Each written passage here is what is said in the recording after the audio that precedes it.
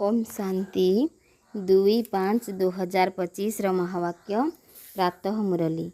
बाबा कहिछंती मिठे बच्चे एकांतरे बसी निज सहित कथावार्ता कर। मु एक अविनाशी आत्मा बाबांक ठारू ज्ञान शुणुछि। एही भली अभ्यास कर। एकांतरे बसी निज सहित कथावार्ता कर। मु एक अविनाशी आत्मा बाबांक ठारू ज्ञान शुणुछि। एही भली अभ्यास कर। बाबांकर प्रश्न, जेउ संतान माने जोगरे अवहेला करती सेमानंक मुखरू केउ शब्द बाहरी थाए? जेउ संतान माने जोगरे अवहेला करती सेमानंक मुखरू केउ शब्द बाहरी थाए? उत्तर, सेमाने कही थांती आमे तो शिव बाबांकर ही संतान, तांकरी स्मृति रे ही रहुछु। किंतु बाबा कहउछंती ताहा सबु कहानी एवं अवहेलापणिया अटे। एथिपाई तो पुरुषार्थ करिबाकू हेबो। अमृत बेलारू उठी निजकू आत्मा मने करी बसिबाकू हेबो। बाबांक सहित आत्मिक वार्तालाप करिबाकू पड़िबो। आत्मा ही वार्तालाप करिथाए। एबे तुमे माने देही अभिमानी हेउछ। देही अभिमानी संतान माने ही जोगर चाट रखिबे, केवल ज्ञानर बाहुस्फोट मारिबे नहीं। गीत मुखड़ा देखले प्राणी। ओम शांति। रुहानी पिलामानंकु बुझा जाइछि कि आत्मा को प्राण बोली कुहा जाए। एबे बाबा आत्मा मानंकु बुझाउछंती। एही गीत तो भक्ति मार्गर अटे। एथिरे तो केवल एहार सारांश बुझाई दिया जाउछि। वर्तमान तुमे जेतेबेले एठारे बसुछ सेतेबेले निजकू आत्मा बोली भाव। देहर अभिमान छाड़ी देबाकू हेबो। मु आत्मा बहुत छोट बिंदु अटे। मु ही एही शरीर द्वारा अभिनय करुछि। एही आत्मा ज्ञान आउ काहा पाखरे नाही। एही आत्मा ज्ञान आउ काहा पाखरे नाही। एक कथा बाबा बुझाउछंती। निजकू आत्मा बोली भाव। मु सूक्ष्म आत्मा अटे। आत्मा ही शरीर द्वारा समस्त अभिनय करुछि। तेबे देह अभिमान तुटी जीव। एही मेहनत करिबाकू हेबो। आमे आत्मा माने ही संपूर्ण नाटकर अभिनेता अटू। परमपिता परमात्मा सर्वोच्च अभिनेता अटंती। बुद्धि रे रहुछि जे से मध्य एते छोट बिंदु अटंती, किंतु तांकर महिमा मध्य केते उच्च। से ज्ञानर सागर सुखर सागर अटंती, किंतु से रूपरे छोट बिंदु ही अटंती। आमे आत्मा मध्य छोट बिंदु अटू। आत्मा को दिव्य दृष्टि बिना देखी हेबो नाही। एही नुआ नुआ कथा सबु एबे तुमे शुणुछ। दुनिया एक कथा कौन जानिबो? तुम मानक मध्यरे भी बहुत कम अछंती जेउ माने यथार्थ रीति रे जानुछंती एवं बुद्धि रे धारण करुछंती जे आमे आत्मा छोट बिंदु अटू। आमर पिता एही ड्रामा रे मुख्य अभिनेता अटंती। बाबा सर्वोच्च अभिनेता अटंती। पुणी अन्य सबु आत्मा माने अभिनय करिबाकू आसीथांती। तुमे जानिछ बाबा ज्ञानर सागर अटंती, किंतु शरीर बिना तो ज्ञान शुणाई पारिबे नहीं। से मध्य शरीर द्वारा ही कथावार्ता करि पारिबे। अशरीर हेबा द्वारा कर्मेंद्रिय गुड़िक अलगा होई जाई थाए।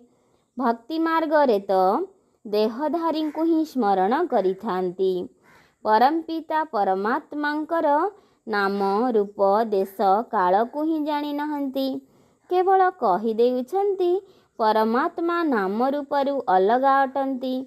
बाबा बुझाउछंती ड्रामा अनुसारे तुमे जेउ माने नंबर 1 सत्व प्रधान थिल, तुमको ही पुणी सत्व प्रधान हेबाकू पड़िबो। तमो प्रधानरू सत्व प्रधान हेबा पाई तुमको पुणी एही अवस्था को मजबूत रखिबाकू हेबो जे मु आत्मा अटे। आत्मा एही शरीर द्वारा कथावार्ता करुछि। आत्मा रे ज्ञान रहिछि। एही ज्ञान आउ काहारी बुद्धि रे नाही जे आम आत्मा रे 84 जन्मर पाठ अविनाशी निर्धारित होई रहिछि। एहा बहुत नुआ नुआ पॉइंट्स ଏକାନ୍ତରେ ବସି ନିଜ ସହିତ ଏହିପରି କଥା ହେବା ଉଚିତ। ମୁଁ ଆତ୍ମା ଅଟେ, ବାବାଙ୍କ ଠାରୁ ଶୁଣୁଛି। ମୋର ଆତ୍ମା ହିଁ ଜ୍ଞାନକୁ ଧାରଣ କରୁଛି। ମୁଁ ଆତ୍ମାରେ ହିଁ ଅଭିନୟ ଭରି ହୋଇ ରହିଛି। ମୁଁ ଆତ୍ମା ଅବିନାଶୀ ଅଟେ। ମନ ଭିତରେ ଏହାର ପୁନରାବୃତ୍ତି କରିବା ଦରକାର। ଆମକୁ ତମୋ ପ୍ରଧାନରୁ ସତ୍ତ୍ୱ ପ୍ରଧାନ ହେବାକୁ ପଡ଼ିବ। ଦେହ ଅଭିମାନୀ ମନୁଷ୍ୟମାନଙ୍କଠାରେ ଆତ୍ମାର ଜ୍ଞାନ ନାହିଁ, କିନ୍ତୁ କେତେ ବଡ଼ ବଡ଼ ପୁସ୍ତକ ନିଜ ପାଖରେ ରଖୁଛନ୍ତି। କେତେ ଅହଙ୍କାର ରହିଛି। ଏହା ହେଉଛି ତମୋ ପ୍ରଧାନ ଦୁନିଆ। ଏଠାରେ ଶ୍ରେଷ୍ଠ ଆତ୍ମା ତ କେହି ବି ନୁହନ୍ତି। ତୁମେ ଜାଣିଛ ଯେ ଏବେ ଆମକୁ ତମୋ ପ୍ରଧାନରୁ ସତ୍ତ୍ୱ ପ୍ରଧାନ ହେବା ପାଇଁ ପୁରୁଷାର୍ଥ କରିବାକୁ ହେବ। ଏହି କଥାକୁ ମନ ଭିତରେ ଘୋଷିବା ଉଚିତ। ଜ୍ଞାନ ଶୁଣାଇବା ବାଲା ତ ବହୁତ ଅଛନ୍ତି, କିନ୍ତୁ ସେହିଭଳି ଭାବରେ ୟାଦ କରିପାରୁନାହାନ୍ତି। ଭିତରେ ବହୁତ ଅନ୍ତର୍ମୁଖତା ରହିବା ଦରକାର। ଆମକୁ ବାବାଙ୍କ ସ୍ମୃତିରେ ପତିତରୁ ପାବନ ହେବାକୁ ପଡ଼ିବ, କେବଳ ପଣ୍ଡିତ ହେବାର ନାହିଁ। ଏହି ସମ୍ବନ୍ଧରେ ଜଣେ ପଣ୍ଡିତଙ୍କର ଉଦାହରଣ ମଧ୍ୟ ରହିଛି। ମାତାମାନଙ୍କୁ କହୁଥିଲେ, ରାମ ରାମ କହିଲେ ପାର ହୋଇଯିବ। ଏପରି ବାହସ୍ପଟିଆ ହୁଅ ନାହିଁ। ଏହିପରି ବହୁତ ଅଛନ୍ତି। ବହୁତ ଭଲ ବୁଝାଉଛନ୍ତି, କିନ୍ତୁ ଯୋଗ କିଛି ହେଲେ ନାହିଁ। ସାରାଦିନ ଦେହ ଅଭିମାନରେ ରହିଥାନ୍ତି।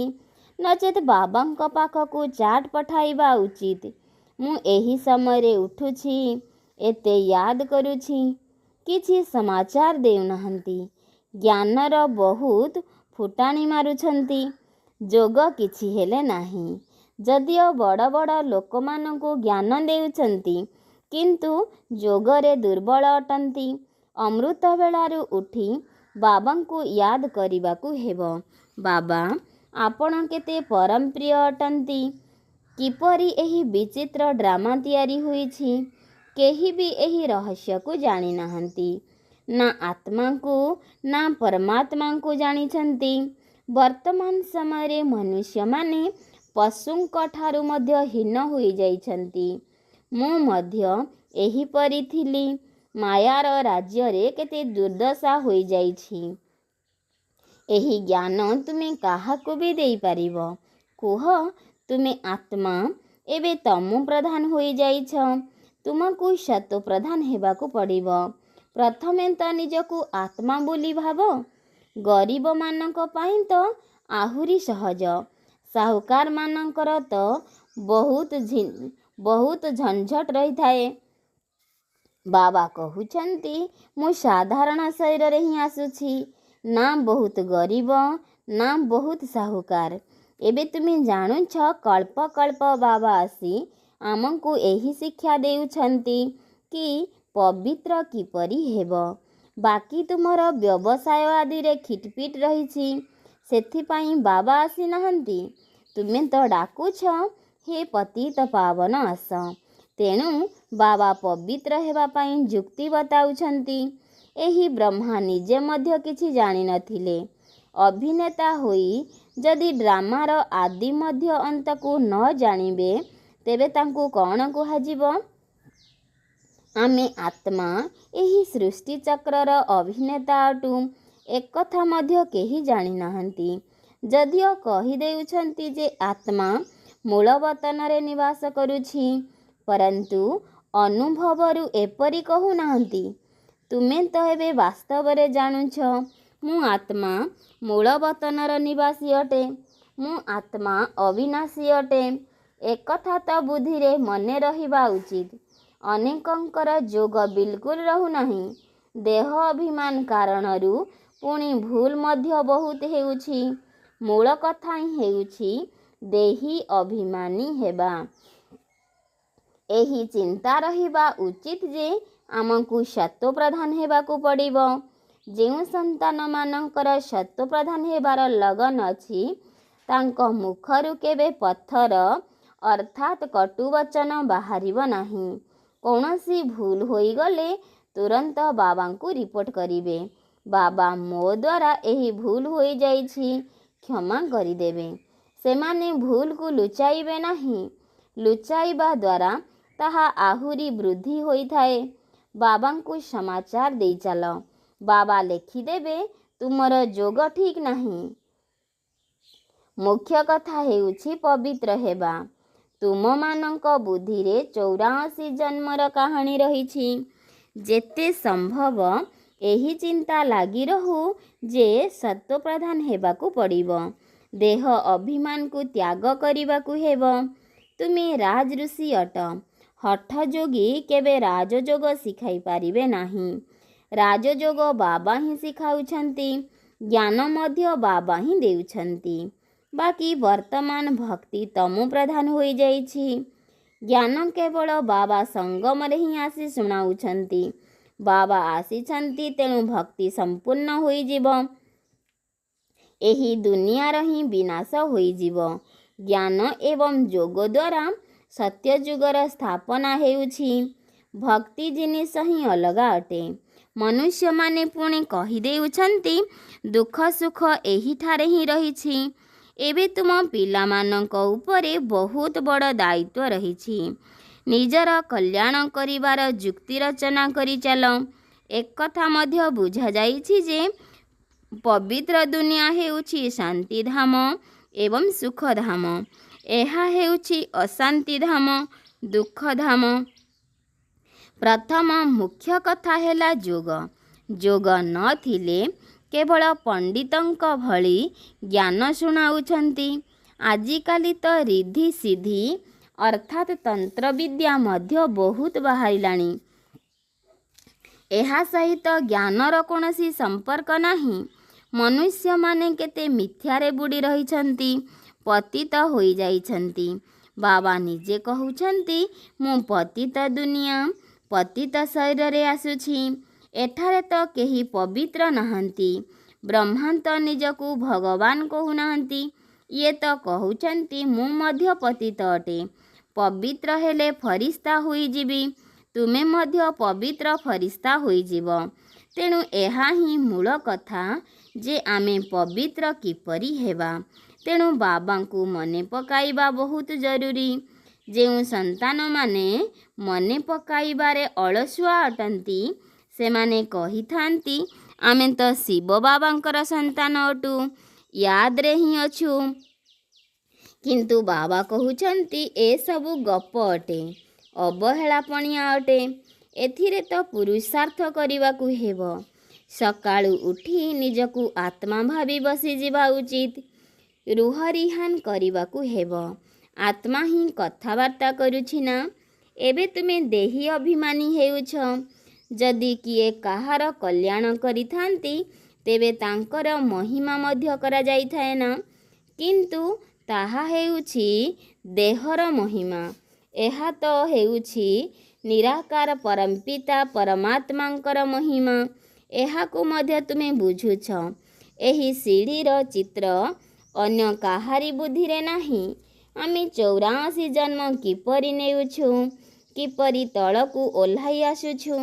ଏବେ ତ ପାପର କଳସୀ ଭରିଗଲାଣି, ତାହା ଖାଲି କିପରି ହେବ? ସେଥିପାଇଁ ବାବାଙ୍କୁ ଡାକୁଛନ୍ତି। ତୁମେ ହେଉଛ ପାଣ୍ଡବ ସମ୍ପ୍ରଦାୟ। ତୁମେମାନେ ଧାର୍ମିକ ହେବା ସହ ରାଜନୈତିକ ମଧ୍ୟ ଅଟ। ବାବା ସବୁ ଧର୍ମର କଥା ଶୁଣାଉଛନ୍ତି। ଏକଥା ଅନ୍ୟ କେହି ବୁଝାଇ ପାରିବେ ନାହିଁ। ବାକି ସେହି ସବୁ ଧର୍ମ ସ୍ଥାପନ କର୍ତ୍ତାମାନେ କ'ଣ କରୁଛନ୍ତି? ତାଙ୍କ ପଛରେ ତ ଅନ୍ୟ ସମସ୍ତ ଆତ୍ମାମାନଙ୍କୁ ମଧ୍ୟ ତଳକୁ ଆସିବାକୁ ପଡ଼ୁଛି। ବାକି ସେମାନେ କୌଣସି ମୋକ୍ଷ ଦେଉନାହାନ୍ତି। ବାବା ହିଁ ଅନ୍ତିମ ସମୟରେ ଆସି ସମସ୍ତଙ୍କୁ ପବିତ୍ର କରି ଘରକୁ ଫେରାଇ ନେଇ ଯାଉଛନ୍ତି। ସେଥିପାଇଁ ସେହି ଜଣଙ୍କ ବିନା ଆଉ କାହାର ମହିମା ନାହିଁ। ବ୍ରହ୍ମା ଅଥବା ତୁମର ମଧ୍ୟ କୌଣସି ମହିମା ନାହିଁ। ବାବା ନ ଆସିଥିଲେ ତୁମେ ମଧ୍ୟ କ'ଣ କରିଥାନ୍ତ? ଏବେ ବାବା ତୁମକୁ ଆରୋହଣ କଳାକୁ ନେଇଯାଉଛନ୍ତି। ଗାୟନ ମଧ୍ୟ କରୁଛନ୍ତି, ତେରେ ଭାନେ ସର୍ବ କା ଭଲା, ଅର୍ଥାତ୍ ତୁମ ପାଇଁ ସମସ୍ତଙ୍କର କଲ୍ୟାଣ ହେଉଛି। କିନ୍ତୁ ଅର୍ଥ କିଛି ବୁଝିପାରୁନାହାନ୍ତି। महिमा तो बहुत करुछंती। एबे बाबा बुझाउछंती आत्मा तो अकाल अटे। भ्रुकुटी हेउछि तार सिंहासन। आत्मा अविनाशी अटे, ताकू केबे काल खाई पारे नाही। आत्मा को गोटिए शरीर छाड़ी अन्य शरीर रे अभिनय करिबाकू हुए, बाकी नेबा पाई कौनसी काल आसुनाही। केही शरीर छाड़िले तुमको दुख हेउ नाही। आत्मा शरीर छाड़ी अन्य पाठ बजाइबाकू गले कांदिबार कौन बा आवश्यकता अछि। आमे आत्मा भाई भाई अटु, एहा मध्य तुमे एबे जानुछ। गायन करिथांती आत्मा माने एवं परमात्मा अलगा रहिले बहुकाल। बाबा केउठी किपरि आसी मिसी थांती एक कथा मध्य केही जानी नाहंती। एबे तुमको सबु कथार ज्ञान मिलुछि। केबे ठारु शुणी आसुछ?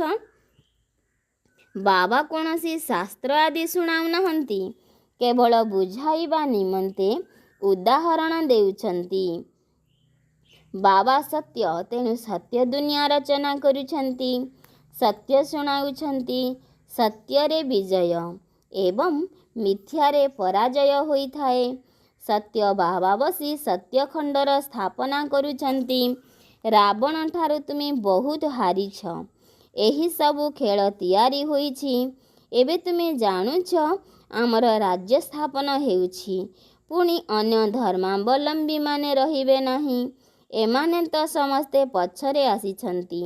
एही सृष्टि चक्र को बुद्धिरे रखिबा केते सहज अटे।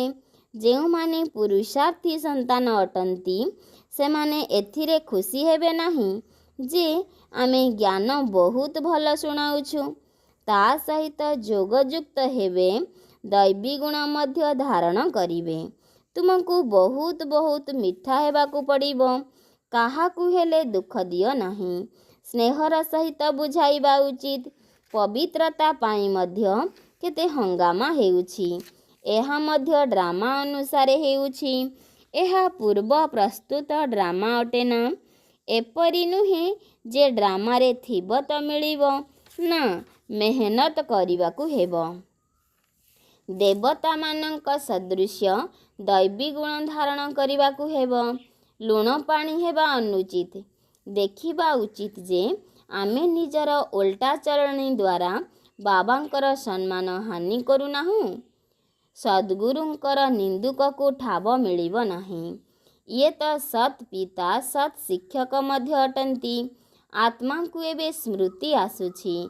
बाबा ज्ञानर सागर सुखर सागर अटंती। निश्चिंत रूपे पूर्वरु ज्ञान देई करी जाइछंती। सेथिपाई तो गायन हेउछि। एहांक आत्मारे कौनसी ज्ञान थिला कि? आत्मा कौन, ड्रामा कौन, केही भी जानी नाहंती। मनुष्य मानकु तो जानिबा दरकार ना। रुद्र यज्ञ रचना कले आत्मा मानकर पूजा करिथांती।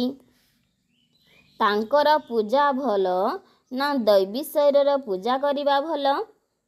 एही शरीर तो पांच तत्वरे निर्मित। सेथिपाई एकमात्र शिव बाबांकर पूजा ही अव्यभिचारी पूजा अटे। वर्तमान सेही जनक ठारू ही शुणिबाकू हेबो। सेथिपाई कुहा जाउछि खराब कथा शुण नाही।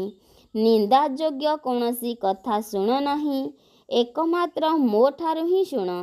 एहा हेउछि अव्यभिचारी ज्ञान। मुख्य कथा हेउछि जेतेबेले देह अभिमान तुटी जीव, सेतेबेले ही तुमे शीतल होई जीव।